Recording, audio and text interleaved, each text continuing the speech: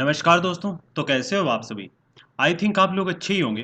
And आज का video नावी loan application के ऊपर रहेगा। अगर आप नावी से लोन लेना चाहते हो या फिर अगर आप लोन ले चुके हो और आपकी ईएमआई डिफ़ॉल्ट हो चुकी है, ओवरड्यू हो चुकी है, मिस हो चुकी है, तो आपको बिल्कुल भी टेंशन नहीं लेनी है। आज की वीडियो में आपके नावी के रिलेटेड सारे के सारे डाउट क्लियर हो जाएँगे एंड आगे आपको फ्यूचर में कोई भी वीडियो देखने की आवश्यकता नहीं पड़ेगी। नावी एप्लीकेशन आपको लोन प्रोवाइड करता है। आपको 1, 2, 3 लाख रुपए एंड 5 या 10 लाख रुपए तक का लोन भी मिलता है। बट डिपेंड करता है कि आपका सिविल स्कोर कितना है और आपने कोई भी पहले ईएमआई बाउंस नहीं की हो किसी अदर लोन एप्लीकेशन की या फिर किसी अदर क्रेडिट कार्ड की। तो आपको एक अच्छा खासा अमाउंट भी मिलता है, एक लिमिट भी अच्छी मिलती है। बट प्रॉब्लम कब आती है कि अगर आपको कोई मिस्टेक हो जाती है या फिर गलती से आप ओवरड्यू डिफॉल्ट कर देते हो, उस समय पर इशू क्रिएट हो जाते हैं। बट आपको टेंशन नहीं लेनी है।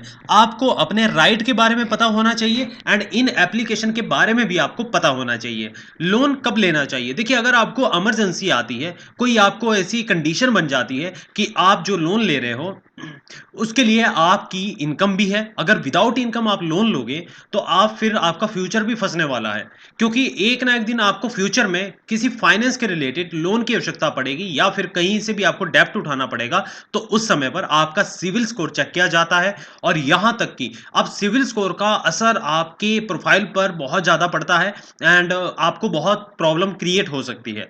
बाकी इसके सिवा और कोई प्रॉब्लम नहीं आती है। जो प्रॉब्लम आती है सिर्फ और सिर्फ एजेंट की आती है, जो रिकवरी एजेंट परेशान करते हैं। बट इसमें आपको ज़्यादा घबराना नहीं है। अब नावी से लोन ले लिया है, गलती हो गई है आपसे एंड आपने पैसा भी यूज़ कर लिया है, ट्रेडिंग में कहीं लगा दिया है या फिर आपने घर के यूज़ में लगा लिया है। वैसे तो देखिए, आपको पर्सनल लोन अगर आपने कहीं पर यूज़ किया है, तो आपके पास बैकअप होना चाहिए और जैसे मैंने आपको कहा कि अगर आप जॉब कर रहे हो, तो आपका सैलरी भी होना चाहिए उस हिसाब से कि आप अगर आपकी सैलरी है, तो उसका 10% अगर ईएमआई जा रही है, तो आप सही कंडीशन में हो, आप आराम से लोन भर पाओगे। बट अगर आपकी सैलरी से ज़्यादा की ईएमआई हो रही है और आप फिर भी लोन ले रहे हो, तो आप फिर फँसने वाले हो। एक ना एक दिन आपके सर पर ये पूरा का पूरा बोझ फटने वाला है। एंड इस समय पर लोन की ईएमआई नहीं दी तो क्या-क्या दिक्कत आ सकती है। पहली प्रॉब्लम, ईएमआई बाउंस होने के बाद आपको सिविल स्कोर आपका डाउन होना शुरू हो जाएगा, पॉइंट गिनना शुरू हो जाएगा और उसके बाद जो सेकंड प्रोसेस होता है,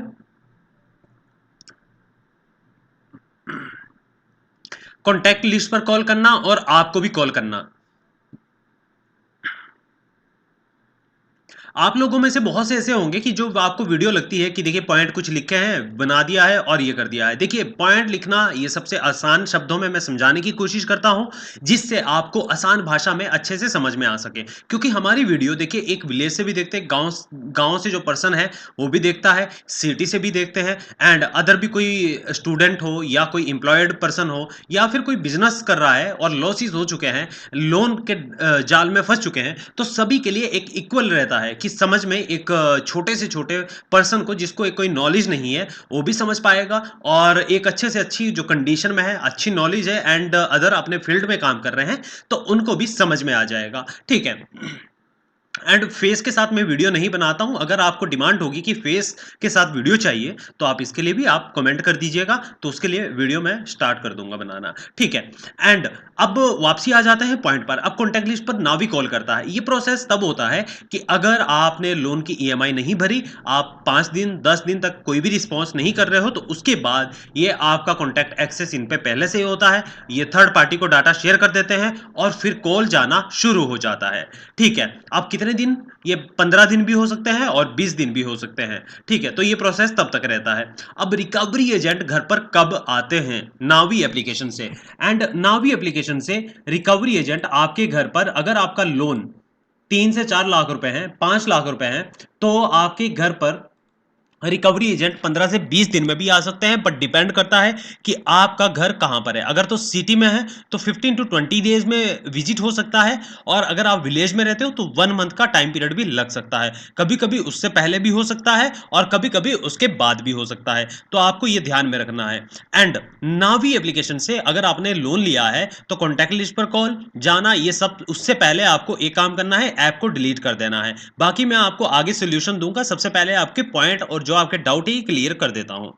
अब मोस्ट इंपॉर्टेंट, लोन की ईएमआई देने के लिए 6 महीने का समय कैसे लें? सबसे मोस्ट इंपॉर्टेंट आपका ये डाउट रहता है जो क्लियर नहीं हो पाता है, बट मैं आपको बताता हूं कि आपको टाइम कैसे लेना है। टाइम को लेने के लिए आपको व्हाट्सएप पर भी नहीं जाना है, ठीक है? व्हाट्सएप पर मैं आपको बताता जाऊंगा आगे, आप उस तरीके से आपको अगर आवश्यकता लगे तो आप जाना। अगर आप 6 महीने का, 1 साल का, 4 महीने का, 2 महीने का, 1 महीने का समय चाहते हो कि मुझे कुछ टाइम मिल जाए, तो इसके लिए आप डायरेक्टली एक नावी एप्लीकेशन से बात करिए। आपके लोन सेक्शन लेटर में डिटेल होती है, आपके लेंडर की डिटेल होती है। आपको ये काम करना है। पहला आपने कॉल किया, सपोर्ट नहीं मिला, 99% आपको कोई भी वहां से हेल्प नहीं मिलेगी, क्योंकि लोन लेते वक्त तो ये आपका फुल सपोर्ट करते हैं, आपके डॉक्यूमेंट वेरीफाई करते हैं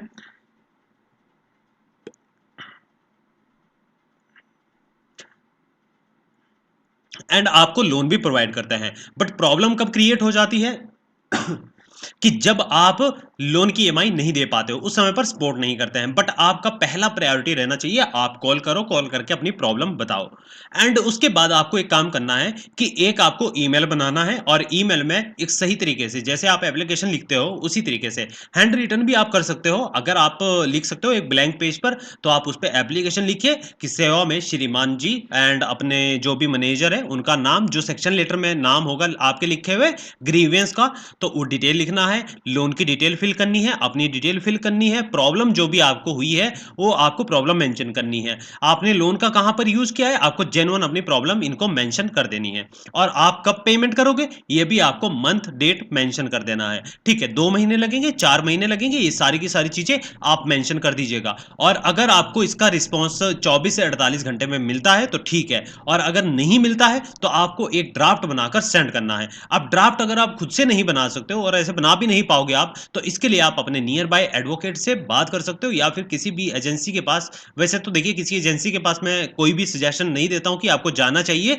बट क्योंकि हाई चार्जेस रहते हैं, लोग क्यों प्रेफर नहीं करते, और मैं भी क्यों प्रेफर नहीं करता कि आपको एजेंसी पर नहीं जाना चाहिए। अगर आप जाओगे, अपने लोन की प्रॉब्लम बताओगे, तो आपको डायरेक्टली वहां से चार्जेस किए जाएंगे कि आपको इतना पैसा देना पड़ेगा, उतना देना पड़ेगा। तो पहले तो आप पहले ही लूटे हुए हो, जो लोन के दलदल में फंसे हो, फिर ये एजेंसी आपको लूटती है। बट जहां पर अगर आपको लगता है कि मिनिमम से मिनिमम कम अमाउंट में आपका काम हो पा रहा है, और या आपको लोन सेटलमेंट करना है, तो आप एक जेन्युइन पर्सन पर जाइए, उनको अपनी प्रॉब्लम बताइए, और आप उनसे अपने सारे के सारे डॉक्यूमेंट बनवाइए, ठीक है? ड्राफ्ट बना देंगे, नोटिस को इश्यू करना होगा, नोटिस इश्यू कर देंगे, और ये सारा का सारा प्रोसेस भी आपको समझाया जाएगा कि अकॉर्डिंग टू योर प्रॉब्लम आपको क्या फैसिलिटी मिल सकती है, ठीक है? क्योंकि सबकी अलग अलग प्रॉब्लम होती है, किसी को कोई मेडिकल इशू होता है, किसी को कोई फाइनेंशियल प्रॉब्लम होती है, किसी को कोई डेथ हो जाती है, किसी का कोई जॉब चला जाता है, किसी का बिजनेस लॉस हो जाता है, किसी स्टूडेंट ने पैसे यूज किए हुए हैं तो उसका अभी कोई इनकम सोर्स ही नहीं है, एंड किसी का बिजनेस लॉस होने के बाद कोई डॉक्यूमेंट भी नहीं होते हैं, कोई शॉप चला रहा है, कोई अपनी जो दुकान चला रहा है उसमें भी आमदनी नहीं होती है, और आपका कोई, किसी ने शादी कर ली है, किसी के परिवार में डेथ होगी, तो इस तरह की अनेक प्रॉब्लम आप लोगों को होती है, और सभी को होती है। बट जो ये घटिया रिकवरी एजेंट है, ये घटिया करतूतें जो करते हैं, ये सबसे ज्यादा आपकी कॉन्टैक्ट लिस्ट का मिसयूज करते हैं, आपको परेशान करते हैं, प्रताड़ित करते हैं। इनके मैं वीडियो में अपने, जो मुझे गुस्सा आता है इन लोगों के लिए, मैं एक्सप्रेस नहीं कर सकता हूं कि मुझे कितना गुस्सा आता है, क्योंकि एक पैसे के पीछे इतना किसी को बदसलूकी करना किसी के साथ, ये एक नाइंसाफी नहीं होती है। ये घटिया किस्म की एप्लीकेशन, देखिए, पैसा देती है, मैं कहता हूं कि पैसा देती है, पर पैसे देने का मतलब ये नहीं है कि आप बदसलूकी करो, इलीगल एक्टिविटी करो, एंड साथ में आप लोगों को परेशान करो। मैं आपको डायरेक्टली ये नहीं कह रहा हूं कि देखिए कोई सभी कंपनी करती है, सभी कस्टमर के साथ होता है, बट बहुत से लोगों के साथ इस तरह की घटनाएं होती हैं, आपके साथ भी हो सकती है। आप ये मत सोचिए कि आपके साथ नहीं होगा, आपके साथ भी हो सकती है। तो आपको इनसे बचकर रहना है, अपने राइट को जानना है, और अगर आपको परेशान किया जाता है तो आप आरबीआई में कंप्लेंट रजिस्टर कर सकते हो, आप नियर बाय पुलिस स्टेशन में जा सकते हो, साइबर क्राइम में कंप्लेंट डाल सकते हो, और आप इनको लीगल नोटिस इशू कर सकते हो, हरासमेंट का आप इनके ऊपर केस फाइल कर सकते हो, ठीक है? मेंटली टॉर्चर किया जा रहा है, क्योंकि एक पैसे की वैल्यू एक इंसान से ज्यादा नहीं होती है। अगर मैं अपना एक ओपिनियन देता हूं, तो पैसे की वैल्यू इंसान से बहुत कम है, बहुत ज़्यादा। बट आज के समय में लोगों ने पैसा इतना ज़्यादा फर्स्ट प्रायोरिटी बना दिया है कि इंसानियत भूल ही चुके हैं। तो आपको हमेशा अगर आपके थोड़ा-सा ईमानदारी और हॉनेस्टी बचती है, तो आपको इनका पैसा रिटर्न करना है, दिन-रात मेहनत करनी है, पैसा आपको कमाना पड़ेगा क्योंकि लाइफ़ आज के समय में नहीं जी सकते हैं विद टेक्नोलॉजी। अगर टेक्नोलॉजी का यूज़ करना है, आपको दिनचर्या चलानी है, जल्दी बाहर निकलना है, तो आपको मेहनत दिन-रात करनी पड़ेगी। देखिए, मैं भी वीडियो बना रहा हूँ, मैं बोलता रह रहा हूँ इतने टाइम तक और डेली का आज के समय में वीडियो भी डेली आ रहा है। कभी 4-5 वीडियो आता है, कभी 7-8 वीडियो आता है, कभी 10 वीडियो भी आता है, कभी 1 वीडियो भी आता है। तो आपको ये सोचना है कि हम भी मेहनत करें, ठीक है? तो आपको अच्छे से मेहनत करनी है, पैसा रिटर्न करना है, कोई गाली दे तो एक खींच कर मारना है, कॉल नहीं उठानी है, ठीक है? आपने एक्सटेंशन माँगना है, रिक्वेस्ट माँगना है कि आप हमें समय दे दो, अगर देता है तो ठीक है और अगर नहीं देता है, कुछ भी नहीं उखाड़ पाएँगे। मैं बैठा हूँ आपके साथ।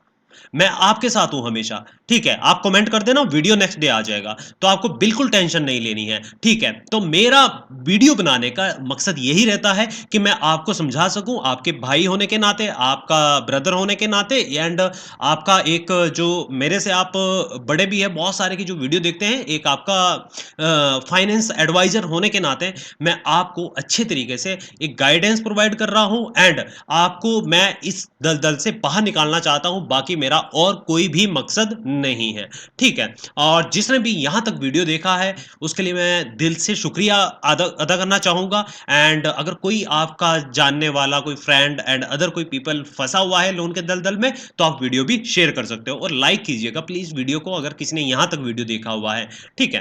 तो देखिए आज का वीडियो एंड सिविल स्कोर का कुछ 1-2 पॉइंट बच जाते हैं, सेटलमेंट का और लोन को जल्दी कैसे क्लोज़ करें, ये तो आपका डाउट हो भी चुका होगा। सिविल स्कोर आपका डाउन होगा, ये आप जानते ही हो। 2-4 पॉइंट सभी ऐप के डाउन होते हैं जब भी रिपोर्ट जाती है।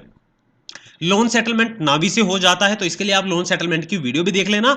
बाकी लोन सेटलमेंट के लिए तो आपको पता ही है कि 3 महीने का वेट करना होता है। उसके बाद एनपीए होने के बाद आपको एक नेगोशिएशन करना होता है, नेगोशिएट करना होता है। आपने जैसे नावी एप्लीकेशन है तो इनसे भी नेगोशिएट करना होगा और आपको कम से कम में 15-20% में सेटलमेंट करके 10% में खत्म करो लोन को और झंझट से बाहर निकलो। ठीक है, बस मैं आपको यही कहना चाहूँगा। लोन दे सकते हो तो दे दो, अगर नहीं दे सकते हो टाइम ले लो। टाइम नहीं दे लोन को रीस्ट्रक्चर कर लो। रीस्ट्रक्चर नहीं करना है आपको, आप पैसे नहीं भर सकते हो, मल्टीपल डेब्ट में फँस चुके हो, तो लोन सेटल कर दो 10 से 15% में अपना केस किसी लीगल एजेंसी को या फिर किसी एडवोकेट को दे दीजिएगा। आपका सेटलमेंट करके आपके हाथों में मिल जाएगा। ठीक है? और सेटलमेंट करते वक़्त आपको ऑफ़िशियली काम करना है, आपको ऑफ़र लेटर आना चाहिए, आपको एनओसी मिलनी चाहिए, तो ये आपको ध्यान में भी रखना है। ठीक है? तो चलो आज का वीडियो समाप्त करते हैं एंड मिलते हैं नेक्स्ट वीडियो में। Thank you.